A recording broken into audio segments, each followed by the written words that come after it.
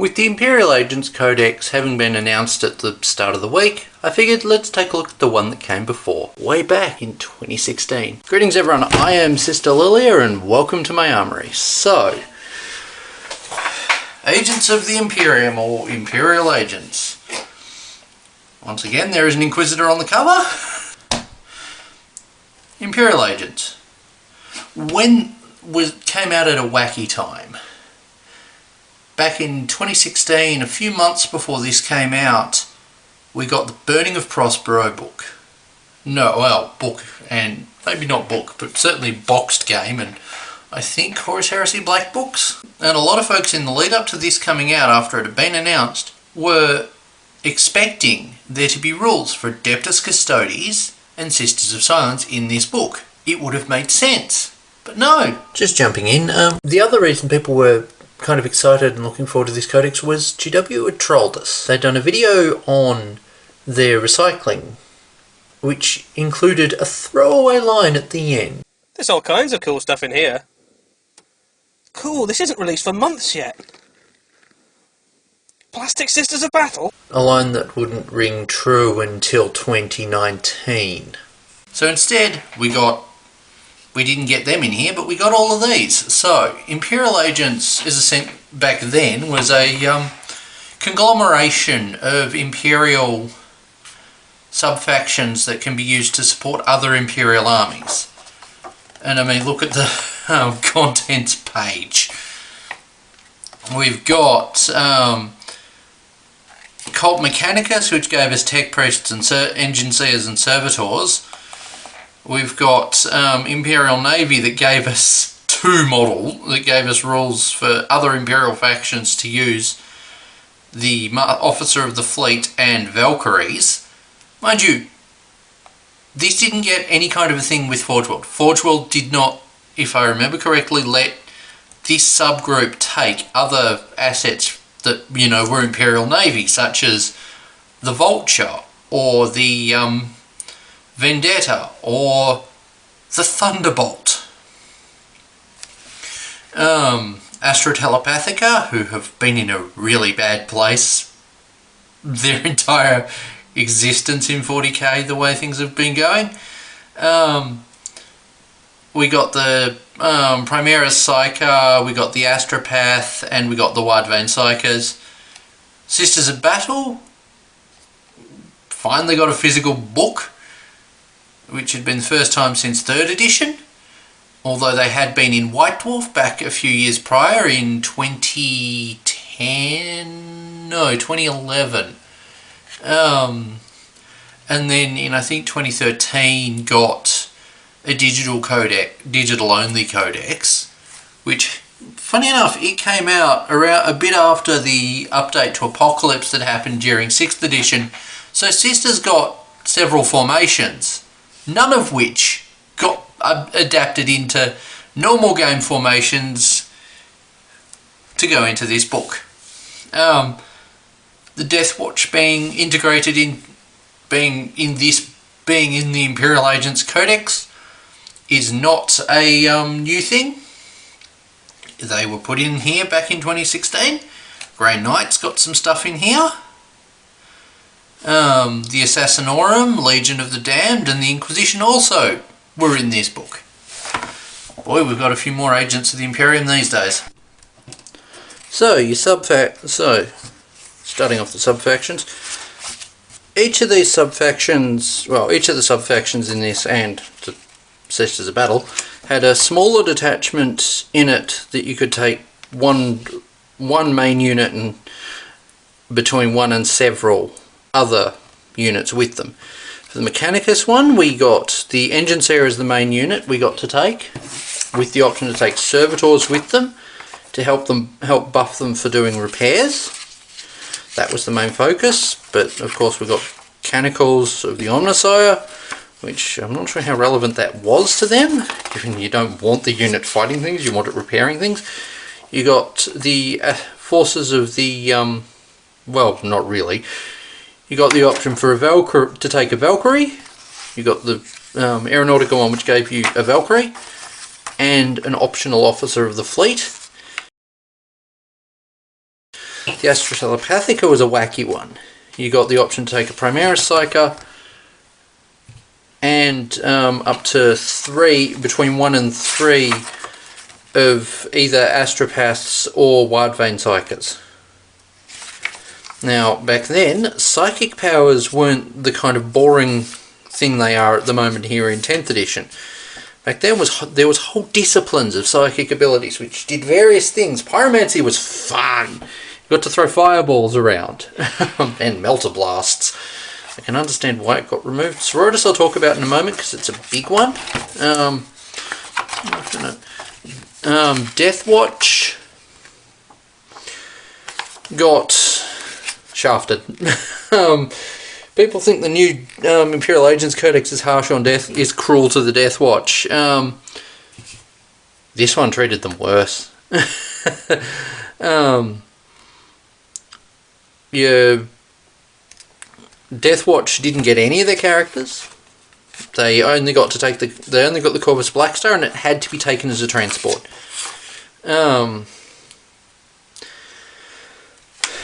That being said, they got a lot of weapon options, but it was only their power armoured squad. This was also before the era of Primaris Marines.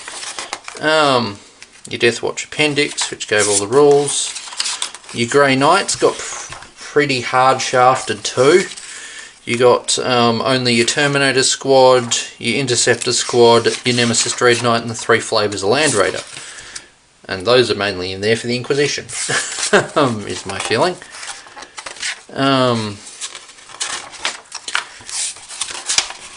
Come on, let me through. Your Legions of the Damned got an honourable mention in that they got a detachment that let them take between 1 and 4 squads of Damned Legionaries. I would love for these to get a plastic kit. Your Assassins got a detachment that let you take 1.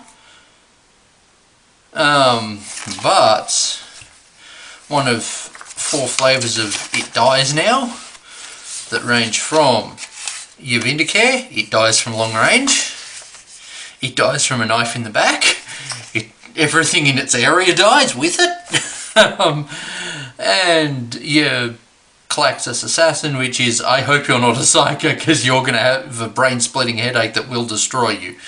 And there was a formation that let you take Execution Force with that detachment. So you got to take all 4 of them. So in theory that means you got to take 5. Or I'm misremembering the rules. Then we got the Inquisition, who were in an interesting state. Your Inquisition detachment had 1 compulsory HQ in the Inquisitor themselves, and optional elites. Now your elites choice, your Inquisitors, there was your 2 named ones, because this was before Greyfax, a month before Greyfax, they could have put her in here. And that's going to be a trend in a moment. But you've got the you've got the Inquisitors of each main flavour, you've got your Acolyte squad who make up your first option for elites. They've got all manner of options and can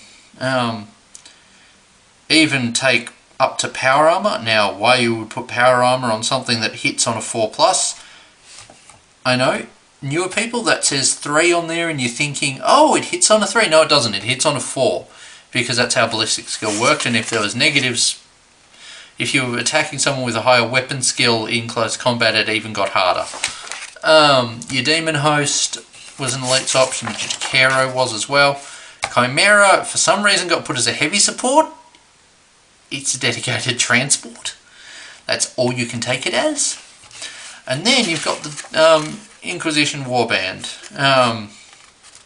which essentially you had your Inquisitor of whatever type, including the named characters.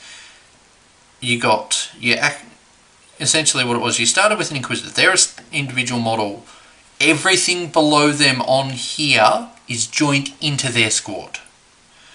So you can end up with this absolutely massive unit, but not as big as a unit that comes up in a moment. That'll come up when near the end of the Sororitas section, which I'll get to in a moment.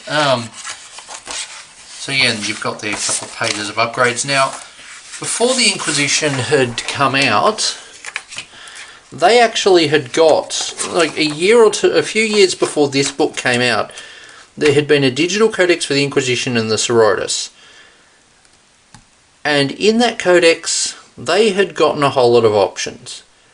In the wake of Chapter House, GW cut out a lot of options from the game that weren't necessarily modelled on kits or on kits that were still in production. Yeah, that's why things disappear a lot. But yeah, and the Sororitas felt that. So, a lot of you are used to a lot of you nowadays are used to relics like your Brazier of Holy Fire. That wasn't a thing at this point in time. Also, remember how I mentioned that Inquisitor Greyfax wasn't in the Inquisition section of this book? Well, Celestine wasn't in the Sisters book, Sisters army list, because GW released her a month later and expected us to buy Gathering Storm Book 1 to get her rules. Yeah, this kind of soured a lot of people. But yes, on to actually talking about the Sisters. Okay, so the Sisters of Battle, we got 2 detachments. We got your main Vestal Task Force, which instead of having units have objectives secured, we got Acts of Faith bonus, or Command Benefits I believe it's called. We got Blessed Warrior, which was if this detachment is your primary detachment, you can re-roll Warlord traits. That's a pretty normal thing. Army of Faith, once at the start of this game, start of any of your turns, you can declare that the units in this detachment will pray for salvation. If you do so, then all units from this detachment can re-roll any saving throws of 1 until the start of your next turn. That's neat. I mean, the army has 3+ armor save across most things. But yeah, remember I mentioned before about upgrades? So there was a number of, well, the digital codex had done a few interesting things for Sisters. One of them was because it released not long after Apocalypse, we got 3 formations in that book. When we got this book, those were nowhere to be seen. Instead, the only formation we got was an absolutely hilarious Ministorum one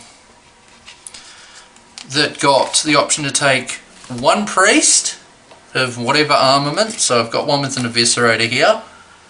We got to take between 1 and 3 units chosen from the following list. Arco-Flagrants. Now we get into the proxies. Death Cult Assassins. Crusaders. Now, your starting unit strength ended up being 8 models. Ended up essentially being 8 models. Or could have been as small as 7 models. You swap that out and take another squad of Crusaders. This essentially meant that you ended up with a unit that could be between... now, before I actually shoot my mouth too much, I'm just going to double check back into the Elite section. Arcos got to be... yeah, 10. You got to have a unit of between 8 and 100 models. No one had the spare points for it in their army lists, but it was wacky. So, upgrades wise, priests got their eviscerator. Eviscerators back then doubled your strength. Have we got anything more on that at the end here?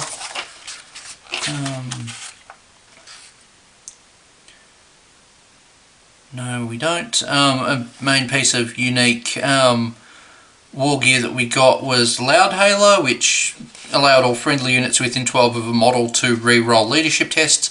This was an upgrade for vehicles because at the time it came on the kit with both the Exorcist and the Immolator. We have since lost that.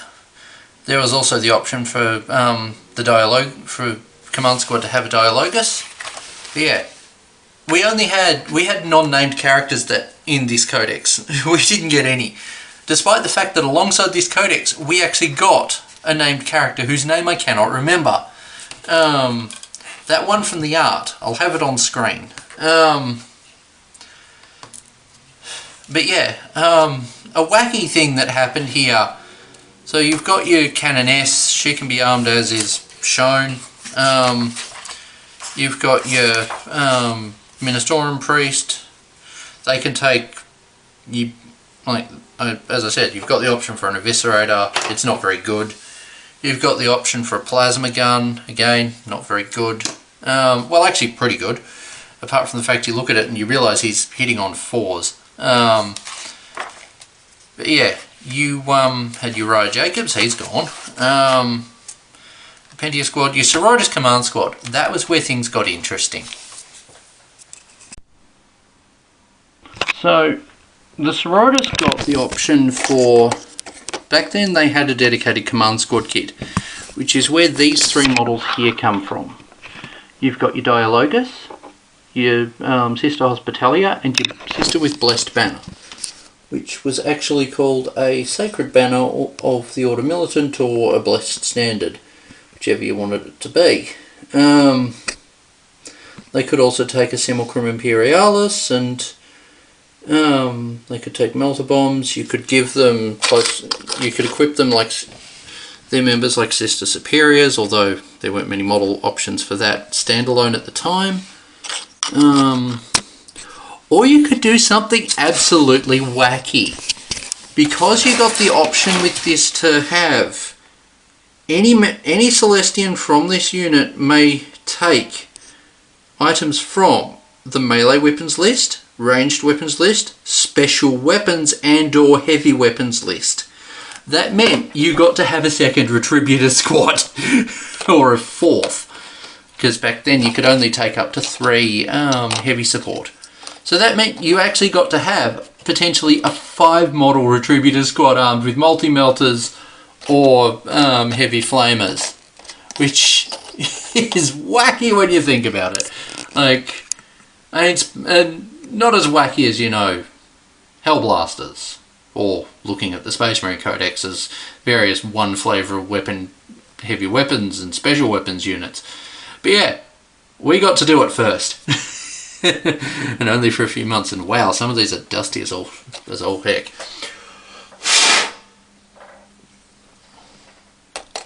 The joys of putting things in storage. But yeah, so essentially you got to take like your canoness. Essentially you could do a canoness that did a lot of different things. It's like, do you want a heavy weapons canoness who's going to stand mid to backfield opening fire? Go for it. Do you want a canoness who's going to be doing this, who's going to be leading the charge, going to be supporting the troops around them? Go for it. There was quite a lot of versatility with this command squad, and I'm kind of sad we don't have Sororitas command squads in this edition. Sure, we've now got sacrosancts, which are cool, and like the way commanders have work with armies has changed a lot these days. But it doesn't change how kind of neat this was. So a big change from the codexes prior to this that happened was the separating out of the Ministorum bodyguard unit for Ministorum priests and Inquisitors. Inquisitors had their own version of it that included the henchmen. That unit had essentially been Crusaders, Arco-Flagrants and Death Cult Assassins, and I believe also the Hospitalia and the Dialogus, and a couple of other units that have been purchasable separately since. This codex released them as individual things, so you end up with dedicated Crusader squad, Arco-Flagrant squad and Death Cult Assassin squads. Arco-Flagrants because they were released as a standalone 3 model kit as a start. They got to be between 3 and 10 models strong, with you getting 3 initially and paying for an additional 7, or up to an additional 7. Crusaders got to start at 2 models and become a 10 model squad. Looking at angrily, I look at the 2020 Sisters Codex. And then Death Cult Assassins got the same treatment as well. Now, Celestians back... Now, one thing I'll mention is Acts of Faith in this edition work differently to the way they do these days. Each unit got an Act of Faith ability that did a certain thing. Some Acts of Faith were outright freaking useless. The Celestians really copped it. They'd copped it previously to this codex, and they copped it with this codex. What Celestians' Act of Faith did was it gave the models Furious Charge special rule until the end of their turn for attacking in melee.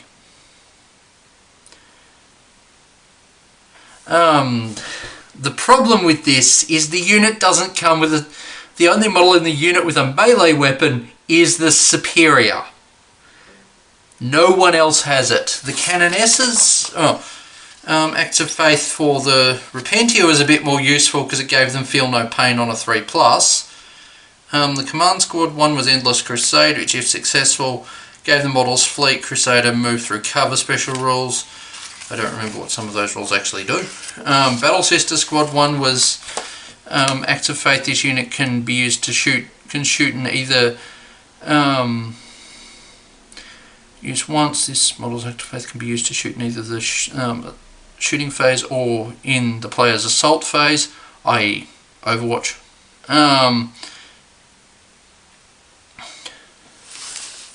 Yeah, the enemy they're targeting, well, when targeting the enemy, they gain preferred enemy. Now, Canonesses' Acts of Faith was the Passion, which gave her the ability to, well, which she could use in assault phase. She gained hatred towards enemy opponent, or enemies' units. What was the ones otherwise? You've got Dominions for Holy Fuselage, which gave their special weapons ignores cover. You've got Seraphim, which had Emperor's Deliverance, which all weapons gained Shred special rule, which was an anti-armor ability, if I remember correctly. You've got this Rhino, which didn't get an Act of Faith because it's a Rhino. And remember how I said, well, I may have said it earlier, but in 7th edition, transports got moved from being dedicated transports to being fast attack. I don't understand why, but it meant you could fill up your fast attack with extra 3 transports. Why you would do that, I don't know. Your Attributor Squad got Divine Guidance, which gave them Rending, which improved their damage output a bit. I believe it let you, when you rolled a 6, it did something extra. I think it allowed the weapon to pass through.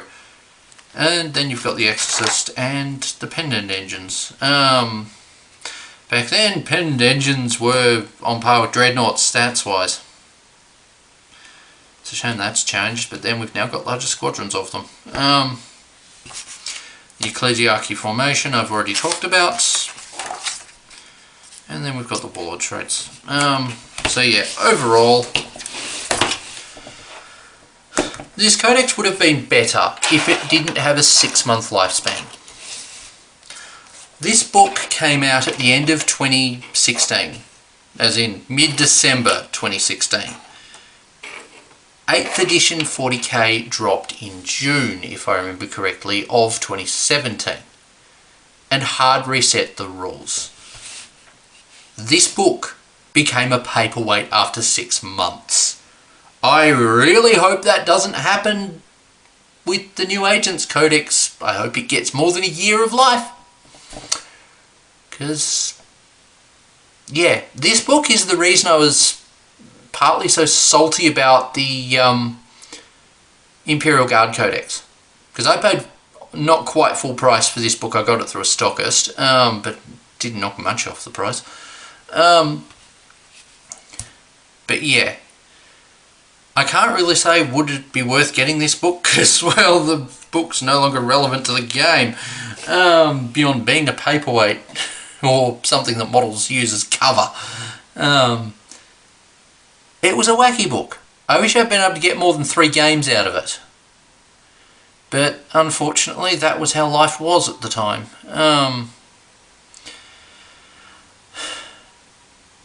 Yeah. I'm hoping the new Imperial Agents Codex will be a lot better. Anyway, thank you guys for watching. This has been my random look back at this. At this mess of a book. I've heard words thrown about the new Imperial Agents Codex that call it Codex Bloat, and I would describe this one as that. The only good thing this codex did was give Sisters of Battle a physical rulebook. I wish it had given us some new models as well. Plastic Sisters of Battle?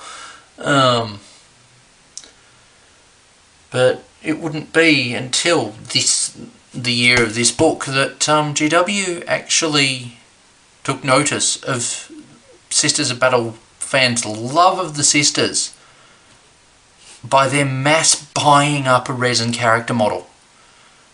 Sisters of Battle players bought up the character model with such fervorance and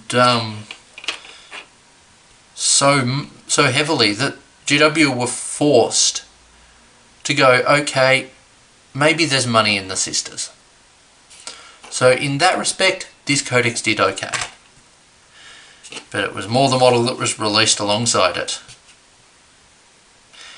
Anyway, thank you guys for watching. I've been a salty bish all throughout this, and well, maybe not all throughout this, but certainly a lot throughout this.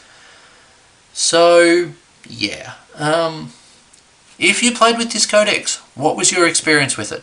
Did you make use of the alternative heavy weapon squad that let you essentially run I think up to 4 or 5 heavy weapon squads?